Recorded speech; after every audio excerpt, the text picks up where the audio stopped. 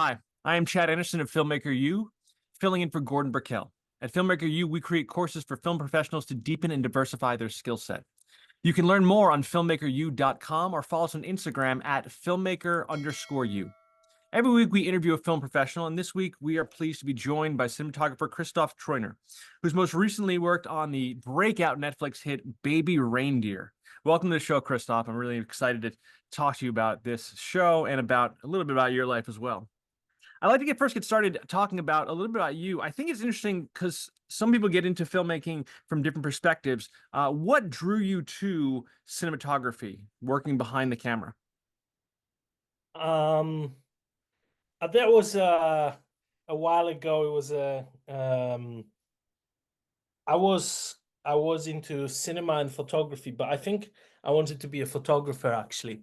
And then I met this DOP in Poland, who I started working as an assistant to, and that's how I kind of got introduced in like before before meeting him. I actually didn't know how would you even get into it, if you know what I mean.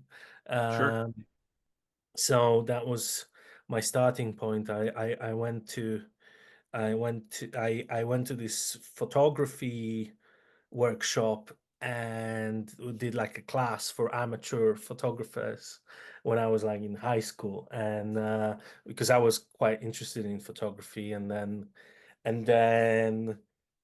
next week they had this talk with this cinematographer, and I went in and kind of never looked back. Was there a point at which you realized that this is something I can be good at, that you saw yourself doing work and saying that this is, or this is where the passion came from? Was there a particular project you worked on?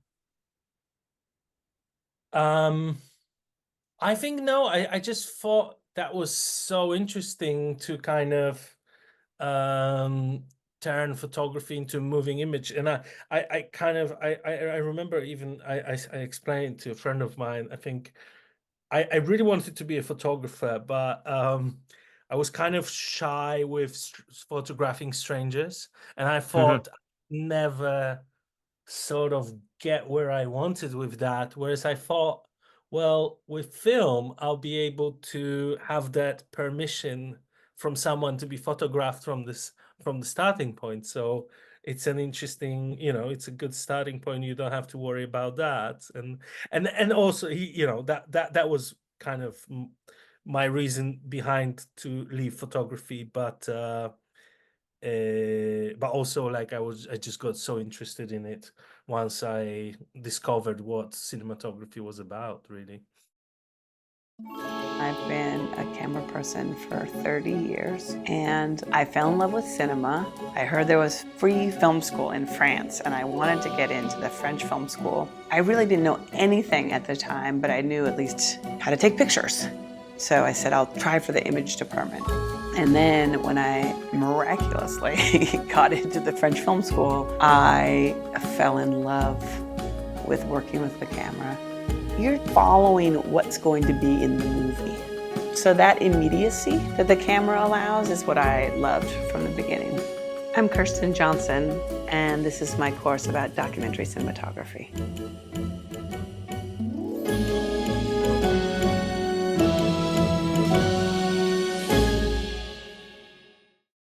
I want to talk about Baby Reindeer. I want to start a little bit kind of nerdy tech.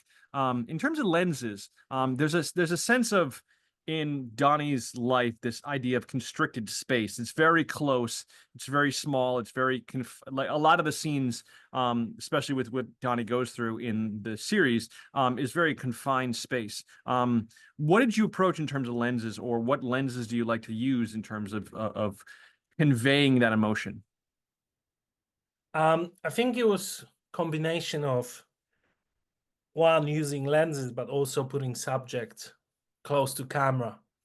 And I think so in a way it was combination of both. We mostly used wide angle lenses. I think mostly the go-to lens was a 35mm throughout majority of the show as a sort of main lens, and then we would deviate occasionally depending on the sort of mood of the scene, or the feeling we were trying to convey. But yeah, it was mostly wide angle lenses on a large format camera, a large format Alexa, Mhm. and also placing that subject really close and always being in front of Donnie or in front of Martha. I mean, I kind of like when doing tests, I kind of loved the idea of shooting a portrait of a person on a 35mm lens from about 2.5 foot away from the camera, Sure. because kind of gives you that, and I think that was like a perfect sort of portrait image for me in my head for portraying this story, sort of like a starting point, and obviously sometimes deviating from that, but that was a kind of main idea, how we get this certain dynamic and a certain feeling of closeness or kind of uncomfortable feeling as well in this case, connected with the story. And yeah, so that was like a sort of a daily choice, and then obviously depending where we wanted the story to go, we would deviate. We would very rarely put anything longer than 35mm on the Mm. camera.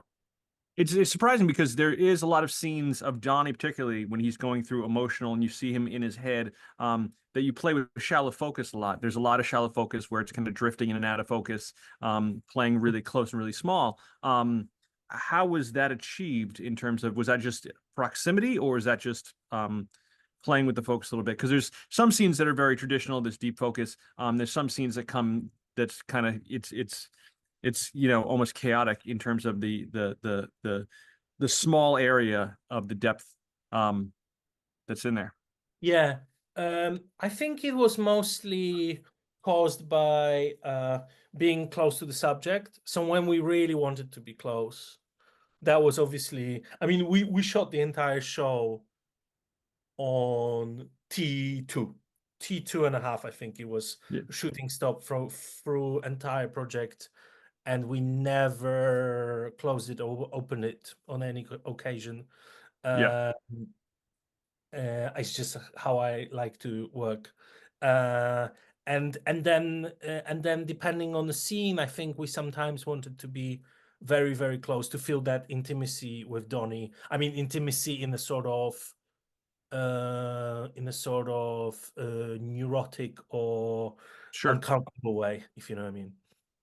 In terms of that, neurotic, I noticed that for me, I watched the show. I enjoyed the show. I had to pause several times because it's Yeah, too intense. yeah. Going into it, being on set, or even reading the script, were there moments that you were like, "This is going to be really tough. This is going to be really hard.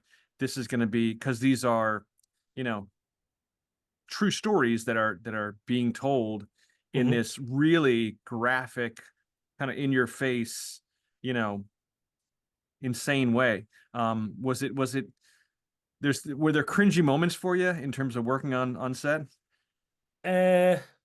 No, I don't think so. And actually, funny enough, you say it. My steadicam operator, who was who shot all the steadicam parts, said to me when he watched it first time, he said, "I didn't realize it would be so intense. It didn't feel like that on set." Which was quite interesting, I thought. Obviously, you felt it in the script, but I I I didn't we didn't feel that on set so much. And also I think Richard was quite matter of fact about everything. Yeah, And he he has also explored all these things in the theater play that he did. sure. So in a way it was a little bit sort of as a matter of fact. I mean there were some scenes which actually didn't make it to the cut, so which were Oh, more intense, I would say. But I think, yeah, that will never see the light of day. wow. Yeah, yeah, Because the yeah. things that did see the light of day were very intense. I don't even want to think about things. Yeah, no, Yeah, but you know, the story was so engaging and, you know, brutal at times, and sure. horrible. But I think it was all, you know, I didn't feel. I mean, you know, I think there's a certain degree of heaviness I'm kind of interested in storytelling, if you know what I mean. Sure. Uh, than the more sort of easy and pleasant things. I think for me at least they come much harder way than the hard stuff. Not that it's easy. Yeah, I don't know. It's just something I'm more interested in. But yeah. Um no, I think it was all very interesting to portray. So in terms of the director Veronica directing these episodes, how much freedom were you given as the DOP to approach some idea you had, or some direction you had, or some way you wanted to shoot something? Was there like, complete freedom, or was this pre-storyboarded, or where was the mix? We actually, well, we talked about it all in prep. And I think I mean, Veronica was very open to all ideas, really, and I can't remember any particular thing that got. I think if anything, it was all about what can we do and how can we push it, if you know what I mean, in terms of, but kind of to a level where we felt like we're not doing anything over the top in a way. And also every week, like every Saturday, we were shooting Monday to Friday. Every week on Saturday we would meet and talk the week through and all the ideas again. And yeah, I don't think there was ever a moment. I mean, there was a moment when I suggested we should put a camera on Richard's head as a POV, you know, the helmet rig, and I think Veronica was like, yeah, cool, let's try it, but as long as it doesn't affect Richard, as long as Richard is open to it and he can. So we tested it on one of the days, just to check if he was happy with it, but he was. So yeah, no, it was pretty. I mean, it was, to be honest, it was very exciting and collaborative process, and very rewarding as well, I would say, in terms of how we could tell the story. Yeah. Were the thoughts that you went into in terms of color, in terms of how you want to shoot things, in terms of, I think you wanted to capture, London for what London is, and I think there's some tonal adjustments, whether it be interiors or exteriors, about how you approach kind of the color of certain scenes to kind of make them speak. Hmm. Yeah, I mean, I think from the start we had a very particular palette. Well, not from the start, through the process of prep, we established a color palette we wanted to go for, through looking at imagery and talking about colors, and I think at some point some point the palette in words was determined as a palette of a rotting flesh with strong reds, with strong reds. I think that was or occasional reds, was the sort of the literal definition. And obviously, we were looking at it through like color examples, and yeah, I guess we did. I think with London, we didn't want to make London feel like it appears to you as you are a tourist, or you know what I mean. Like Sure. we wanted to feel that we wanted the city to portray the story or the state of the car, like somehow to reflect the state of the character in how we portray the city, in a way. And we didn't want to make it feel too spacious or to feel too comfortable. So actually, most of the time, as much as locations allowed, it was kind of trying to put Donnie or put the story in a sort of more locked off place where you don't see much, where you don't have a sense of comfort or sense of space or sense of sky, or sense of depth too much, apart from few moments, I guess, which were kind of, I think it would be very difficult to avoid it. But like major idea was to kind of keep it as closed off and kind of oppressive as possible.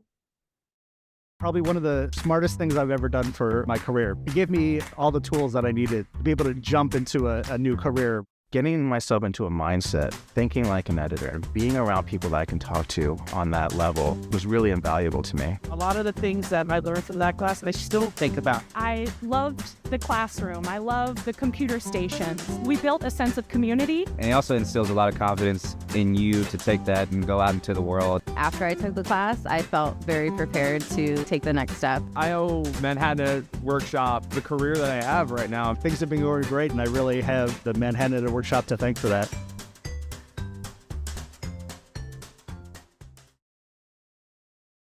I'm thinking particularly on, there's a scene where Donnie is following Martha, trying to find out where she lives.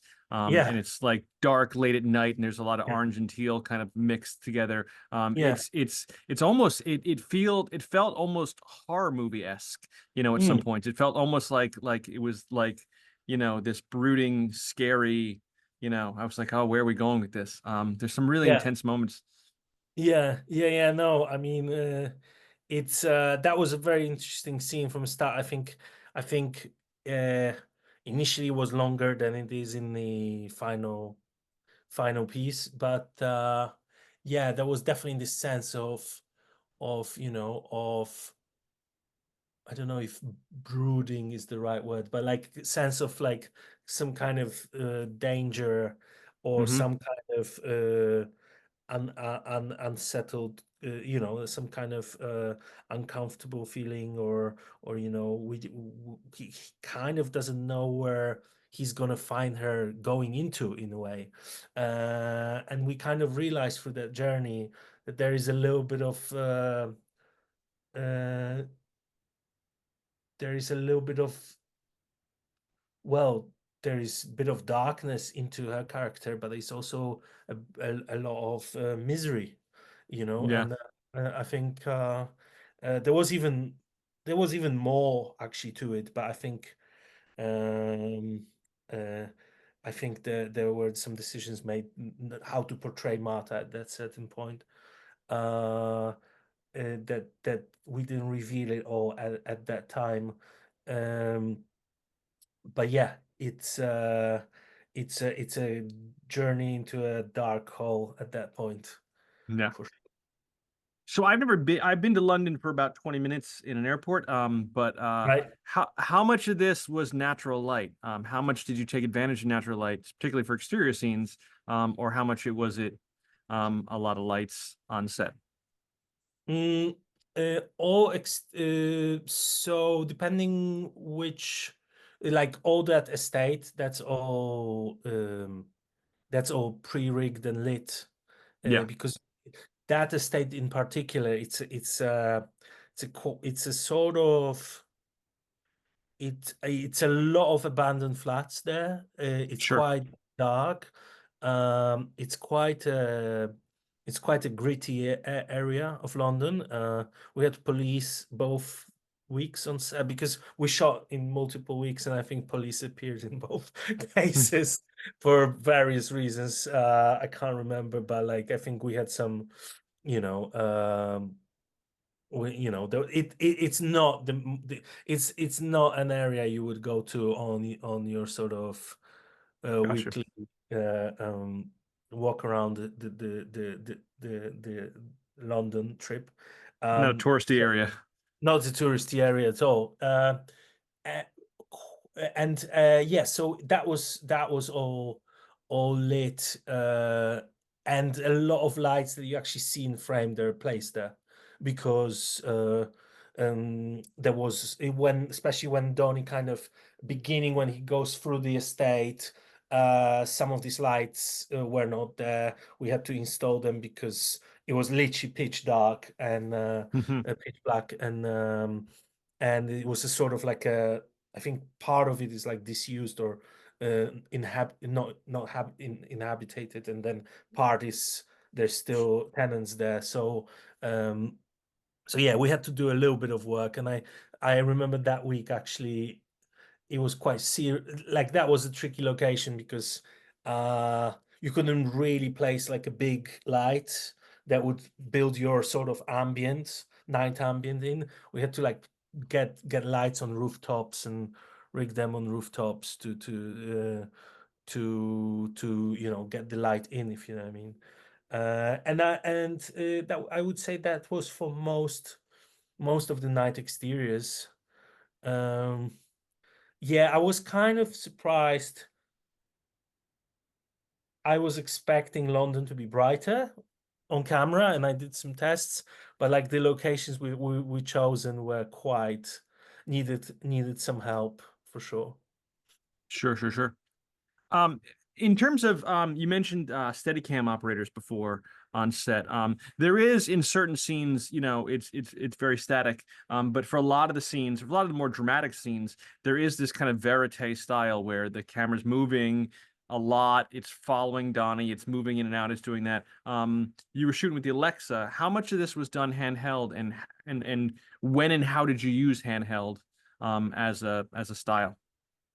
I mean, we always thought that we were talking with director that it's the camera will all the time follow Donnie. Like we never felt like we should be detached from him or detached from the story and look at him. We almost want to be with him all the time, and it's all his perspective. So it was important for us that the camera constantly travels with him.